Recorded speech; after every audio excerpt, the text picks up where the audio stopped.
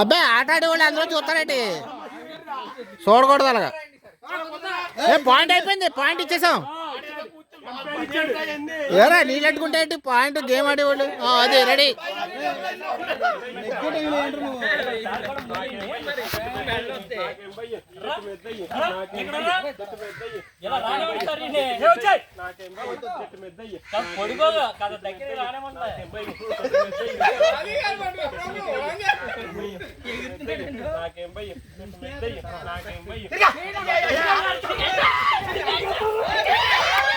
పెట్టారు పెట్టారు పెట్టారు